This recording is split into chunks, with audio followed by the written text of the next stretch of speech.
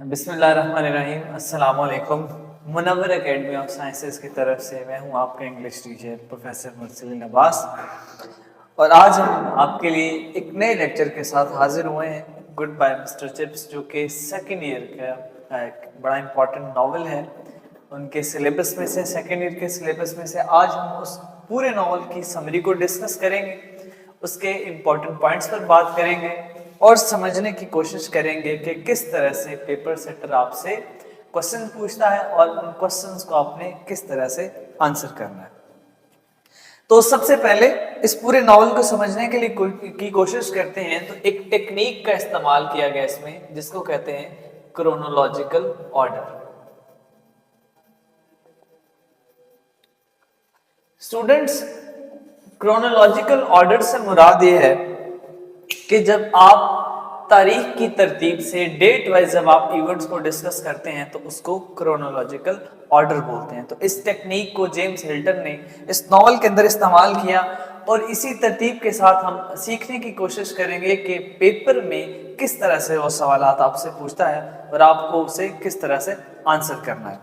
तो सबसे पहले जो इंपॉर्टेंट ईयर है हमारे पास इस सीक्वेंस में, वो है 1848।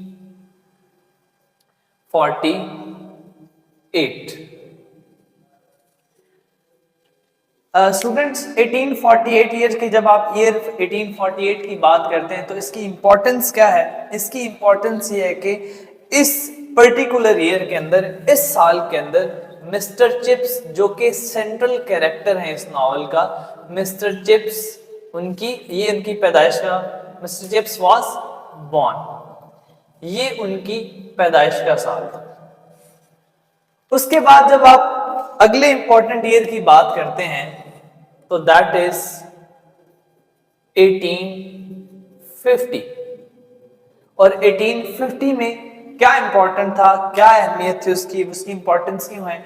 1850 के अंदर इंग्लैंड के अंदर लंदन में हाइड पार्क के अंदर एक ग्रेट एग्जीबिशन हुई, जो कि एक इंडस्ट्रियल एग्जीबिशन थी।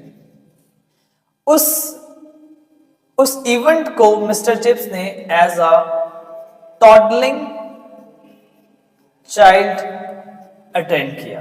टॉडलिंग चाइल्ड जैसे क्रॉलिंग करता हुआ, रड़ता हुआ बच्चा। तो 1848 के अंदर वो पैदा होते हैं और फिर उसके बाद अगला जो इंपॉर्टेंट ईयर है वो आपके पास 1850। तो 1850 में ग्रेट एग्जीबिशन, जो कि एक इंडस्ट्रियल एग्जीबिशन थी, हाइड पार्क लंदन के अंदर हुई और उसमें एज अ टॉडलिंग चाइल्ड उसको अटेंड किया मिस्टर चिप्स ने। स्टूडेंट, अगला जो इंपॉर्टेंट ईयर है वो है हमारे पास 1869। और इस ईयर की, इस साल की क्या अहमियत है, ये क्यों इंपॉर्टेंट है? क्योंकि इस साल में मिस्टर चिप्स ग्रेजुएट हो गया था।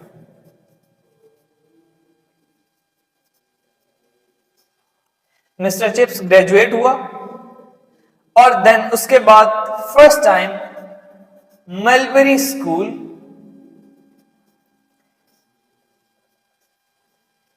पहला जो उनका स्कूल था, जो उनके करियर का पहला, जहां से उन्होंने अपने शोबा तदरीस का, इसका शोबा मौलवी का इनका आगाज किया। मलबरी स्कूल से इन्होंने स्टार्ट किया, मलबरी स्कूल 1869 के अंदर। लेकिन वहां पर उसे बहुत सारे मसाइल थे, जिसमें से एक बड़ा मसला था उसके डिसिप्लिन के इश्यूज। उसे क्लास कंट्रोल नहीं होती थी, इस वजह से मलबरी स्कूल में जो गुजरने वाला एक साल था वो कुछ अच्छा नहीं हुआ। तो एक साल के बाद 1870 में उन्होंने इसको लेफ्ट कर दिया। तो अगला इंपॉर्टेंट ईयर हमारे पास 1870। 1870 में क्या होता है? चिप्स ब्रुकफील्ड स्कूल को ज्वाइन कर लेता है। Mister chips joint Brookfield school. उसके बाद क्या हुआ? 1870 के अंदर इनका जो प्रिलिमिनरी इंटरव्यू है, जो इब्तदाई इनकी मुलाकात हुई, सबसे पहले उस वक्त चूंकि 1870 के अंदर प्रिंसिपल मिस्टर वेदरबाय थे, उन्होंने इनका प्रिलिमिनरी इंटरव्यू किया, उन्होंने ही इनको स्कूल में ज्वाइन करने के लिए कहा और एक बड़ी इंपॉर्टेंट एडवाइस भी इनको दी। एंड द एडवाइस वाज कि वो जानते थे कि मिस्टर चिप्स का मलबेरी स्कूल के अंदर कोई अच्छा साल नहीं गुजरा, कोई अच्छा डिसिप्लिन के हवाले से उन्हें बहुत सारे मसाइल थे, लेकिन उन्होंने इनको एडवाइस की कि take the firm attitude from the beginning and this is all matter of experience. अच्छा, फिर उसके बाद क्या हुआ, इसी साल मिस्टर चिप्स का सिलेबस जो है उसको अप्रूव किया गया। उसको अप्रूव किया, जैसे ये लैटिन और ग्रीक दो लैंग्वेजेस के टीचर थे, लैंग्वेज पढ़ाते थे, तो उनके सिलेबस को अप्रूव किया गया। इसी सेम ईयर के अंदर क्या होता है, Franco Prussian war. Franco Prussian war होती है। फिर इसी सेम ईयर के अंदर मिस्टर वेदरबाई, उनकी डेथ हो जाती है।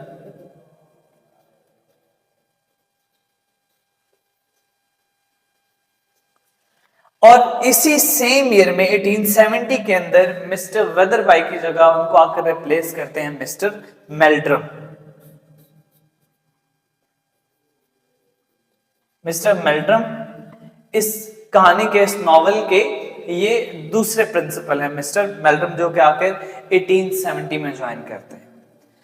अच्छा स्टूडेंट्स, एक लंबे अरसे तक मिस्टर चिप्स जब यहाँ पर एक पूरा टेन्योर गुजारता है, बहुत सारी चीजें उसके सामने आती हैं, बहुत सारी चीजों का इसको एहसास होता है। उसमें से रियलाइज होने वाली चीजों में से एक ये है कि उससे with the passage of time ये पता चलता है कि एक तो उसकी जो डिग्रीज हैं, उसके जो डिसिप्लिन की डिग्रीज हैं वो मीडियोकर है। दूसरा, ये एक एवरेज सॉर्ट ऑफ टीचर है, कोई ज्यादा ब्रिलियंट नहीं है।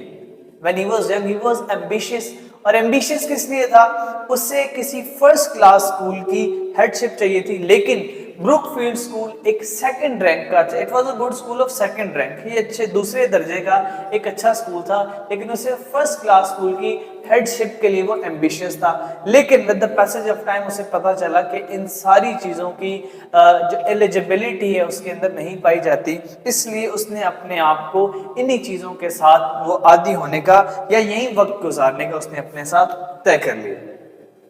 तो स्टूडेंट, अगला इंपॉर्टेंट ईयर हमारे पास आता है 1896। 1896 क्यों इंपॉर्टेंट है? 1896 के अंदर इनके एक कुलीग हैं जिनका नाम है मिस्टर राउडन। मिस्टर राउडन के साथ ये वेकेशन स्पेंड करने के लिए चले जाते हैं लेक डिस्ट्रिक्ट पर।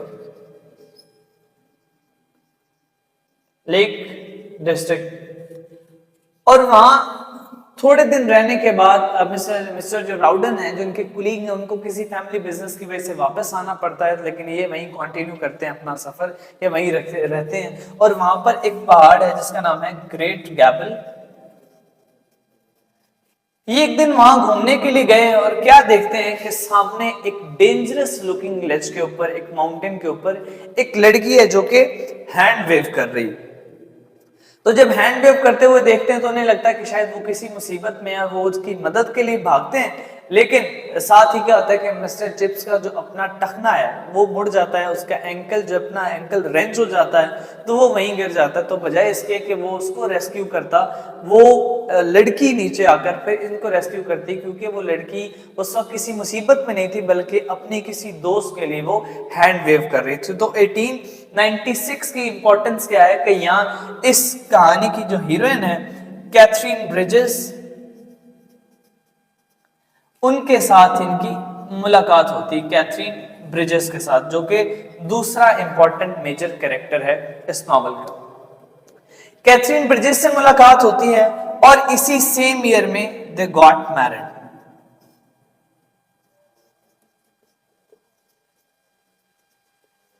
इसी साल वो शादी कर लेते हैं और फिर वो कहां उसके साथ मूव करती है, वो उसके साथ चली जाती है ब्रुकफील्ड विलेज में रहने के लिए। तो शादी से पहले वो किस तरह का इंसान है, शादी के बाद वो किस कौन से चेंजेस आए, दोनों के कैरेक्टर्स की डिटेल्स क्या हैं, या हमारे पास जो मेजर कैरेक्टर्स हैं वो माइनर कैरेक्टर्स, उन सारी चीज़ों को हम डिटेल से डिस्कस करेंगे। अभी हम उसकी सिर्फ समरी की बात कर रहे हैं, अभी हम समरी की बात करेंगे। जैसे कि 1896 इंपॉर्टेंट ईयर है क्योंकि इस साल उसकी कैथरीन ब्रिजेस जो कि दूसरा मेजर कैरेक्टर है इस नॉवल का, उससे मुलाकात होती है और इसी साल ये शादी कर लेते हैं और वो उसके साथ चली जाती है ब्रुकफील्ड स्कूल में।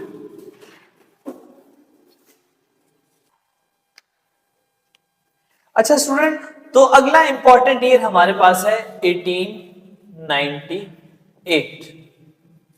अब जो ईयर 1898 है उसकी इंपॉर्टेंस क्या है? 1898 के अंदर इस नॉवल का एक बहुत बड़ा इवेंट क्या होता है कि 18 जब शादी के 2 साल के बाद at the time of child birth Catherine bridges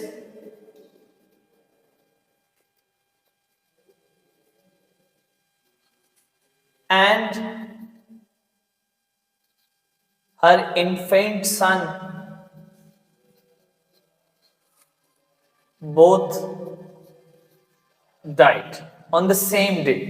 1 अप्रैल 1898 को क्या होता है, कैथरीन ब्रिजेस और उसका जो न्यू बॉर्न बेबी होता है दोनों की डेथ हो जाती है। तो इस ईयर की जो इंपॉर्टेंस है वो है कैथरीन ब्रिजेस और उसके पैदा होने वाले बच्चे की डेथ। इसके बाद अगला इंपॉर्टेंट ईयर हमारे पास 1900 का। 1900 के अंदर क्या होता है? 1900 के अंदर मिस्टर मेल्ड्रम जिन्होंने रिप्लेस किया था मिस्टर वेदरबाय को, उनकी डेथ हो जाती है। मिस्टर मेल्ड्रम नमोनिया से इनकी डेथ हो जाती है इसी साल। और पहली मर्तबा चिप्स जो है ब्रुकफील्ड की हिस्ट्री में और अपने टेन्योर में पहली मर्तबा एक्टिंग हेड के तौर पर काम करता है नए हेडमास्टर की अपॉइंटमेंट से पहले। एक्टिंग हेड के तौर पर काम करता है मिस्टर चिप्स। तो फिर मिस्टर चिप्स को इसी साल में आकर हेड के तौर पर रिप्लेस करता है मिस्टर राल्स्टन। अच्छा स्टूडेंट्स, एक चीज याद रखिएगा कि हमारे पास जो इंपॉर्टेंट कैरेक्टर्स हैं उनमें जो कैरेक्टर्स हैं उनमें से प्रिंसिपल के कैरेक्टर्स भी बहुत इंपॉर्टेंट हैं, जिसमें से सबसे ज्यादा अहमियत के हामिल है मिस्टर राल्स्टन और इसके साथ मिस्टर वेदरबाय आल्सो वेरी इंपॉर्टेंट। और तीसरे जो हमारे पास इंपॉर्टेंट है वो है मिस्टर चैड्रस, जिनका जिक्र हम आगे करेंगे। तो मिस्टर राल्स्टन ने क्या किया, 1900 के अंदर आकर ज्वाइन किया ब्रुकफील्ड स्कूल को एज अ हेड। और मिस्टर राल्स्टन जो है वो एक यंगस्टर थे 37 इयर्स के। He was very ambitious and he was glittering with first 10 blues. तो यानी एक ऐसे इंसान थे कि जो एक सिंगल आईब्रो को लिफ्ट करके एक बड़े हॉल को टर्न इनटू या रिड्यूस इनटू साइलेंस कर सकते थे। एक ऐसी रूपदार शख्सियत थी, यानी चिप्स के मुकाबले में एक बहुत काबिल और बहुत ज्यादा एफिशिएंट पर्सन थे। ओके स्टूडेंट, हमारे पास अगला इंपॉर्टेंट ईयर है 1908। और इस ईयर की इंपॉर्टेंस क्या है, यहां पर चिप्स जो हैं वो 60 इयर्स के हो गए। मिस्टर चिप्स बेसिकली राल्स्टन जो है वो मिस्टर चिप्स को पसंद नहीं करते थे, मिस्टर चिप्स भी उसी तरह से मिस्टर राल्स्टन को पसंद नहीं करते थे। उसकी एक बड़ी वजह ये थी कि मिस्टर राल्स्टन का एक क्लेम था कि मिस्टर चिप्स जो हैं वो अपने काम में बहुत स्लैक, बहुत सुस्त हैं। उसके बाद उनकी जो मेथोडोलॉजी ऑफ टीचिंग है वो बड़ी आउटडेटेड है, वो बड़े पुराने तरीके से पढ़ाते हैं। इसलिए चूंकि वो यंग थे तो वो चाहते थे सभी लोग इसी तरह से काम करें जिससे एनर्जी से मैं काम करता हूं। तो 1908 के अंदर क्या हुआ, a row between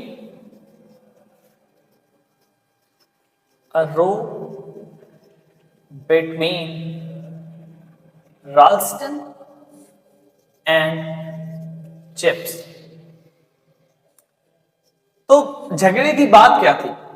mister chips को मिस्टर राल्स्टन अपने ऑफिस में बुलाते हैं और उनसे कहते हैं कि अब आप हो गए 60 साल के अब वक्त हो गया आपके रिटायर होने का, अब आपसे उस तरह से काम भी नहीं होता जिस तरह से इदारा आपसे काम करवाना चाह रहा है, इसलिए बेहतर ये है कि अब आप रिटायरमेंट ले लें। लेकिन इस बात पर नाराजगी का इजहार करता है मिस्टर चिप्स और कहते हैं कि नहीं, वो भी रिटायर नहीं होना चाहते, उन्होंने अपनी इस बारे में नहीं सोचा। और ये झगड़ा जो है दरवाजे पर खड़ा एक बच्चा सुन लेता है और ये बात पूरे स्कूल के अंदर सर्कुलेट हो जाती है, यहाँ तक कि बच्चों के पेरेंट्स को भी ये बात पता चल जाती है कि मिस्टर राल्स्टन जो है वो मिस्टर चिप्स को यहाँ से जाने के लिए कह रहे हैं। लेकिन सभी लोग जो है वो फेवर मिस्टर चिप्स को करते हैं, क्योंकि मिस्टर चिप्स को यहाँ पर एक तवील अरसा हो गया जो नस्ल दर नस्ल बच्चों को यहाँ पर पढ़ा रहे, इसलिए उन्होंने कहा कि ऐसी किसी भी सूरत हाल में वो सब किसको फेवर करेंगे, मिस्टर चिप्स को। फिर इनके एक स्टूडेंट हैं जो कि गवर्नर्स के हेड थे, sir John river. Sir John river mister chips के स्टूडेंट थे, जो कि रिवर्स मिस्टर चिप्स के स्टूडेंट थे, और वो कहते थे कि अगर ऐसा कोई भी मामला हुआ तो हम गवर्नर्स का जो बोर्ड है वो ऑब्वियसली वो चिप्स को ही फेवर करेगा। और उसने चिप्स से कहा कि अगर वो यहाँ 100 साल भी रुकना चाहे तो ब्रुकफील्ड स्कूल को इसके रुकने से कोई एतराज नहीं। तो स्टूडेंट नेक्स्ट इंपॉर्टेंट ईयर है हमारे पास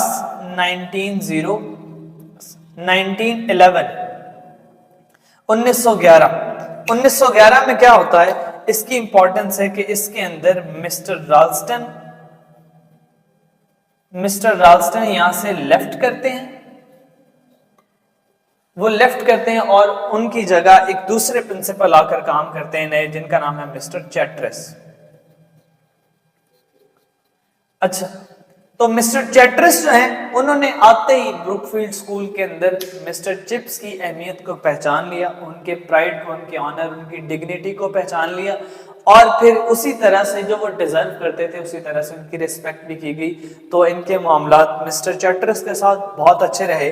तो फिर क्या हुआ, नेक्स्ट इंपॉर्टेंट ईयर की तरफ चलते हैं, that is 1913।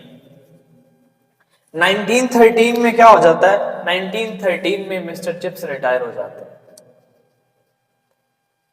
Mister chips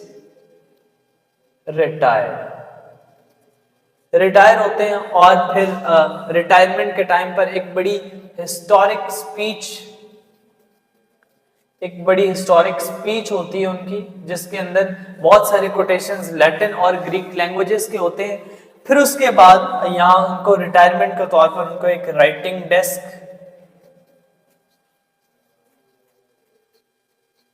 clock और एक चेक पेश किया जाता है। और फिर उनकी एक इस रिटायरमेंट के बाद वो क्या करते हैं, he started living at Mrs wickets just across the road in front of the school के बिल्कुल उस पार एक घर होता है मिसेस विकेट का, जो कि लैंड लेडी है, और उनके साथ पास एक पेइंग गेस्ट के तौर पर मिस्टर चिप्स रहना शुरू हो जाते हैं। और वो इसकी वजह एक बड़ी है कि वो किसी ना किसी तरह से ब्रुकफील्ड स्कूल के साथ जुड़े रहना चाहते हैं, तो वो वहां रहना शुरू कर देते हैं। फिर उसके बाद क्या होता है, उसके बाद अगला इंपॉर्टेंट जो ईयर है हमारे पास वो है 1917। 1917 ईयर क्यों इंपॉर्टेंट है, इस ईयर के अंदर, इस साल के अंदर मिस्टर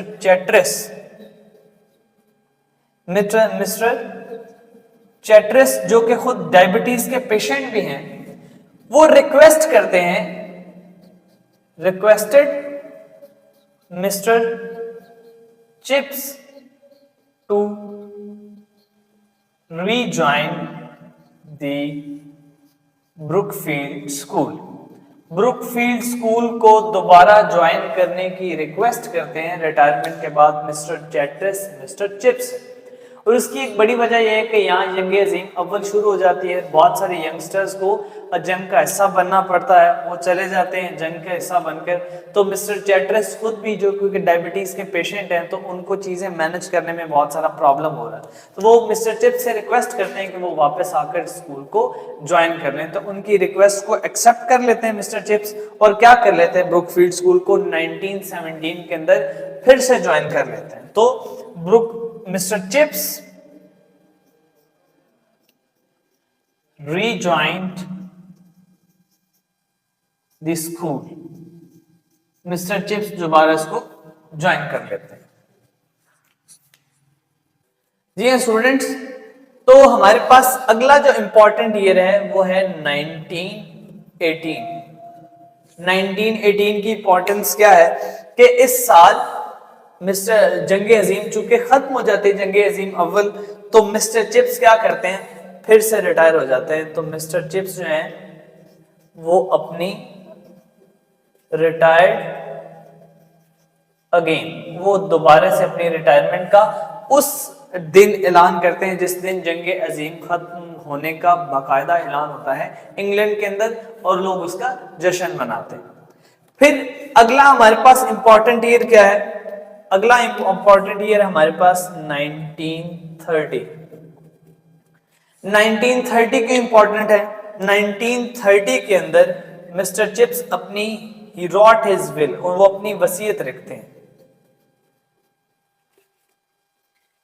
उनके पास जितनी भी कोई धन दौलत थी, जो उनके पास जो सेविंग्स थी, जो पैसे थे उनके पास, उन्होंने कहा कि अपनी उस विल के अंदर उन्होंने कहा कि हाफ जो है इनकी लेगेसी में से हाफ जो है वो दिया जाएगा मिसेस विकेट को इनके गुजरने के बाद, और हाफ जो है half to school entrance scholarship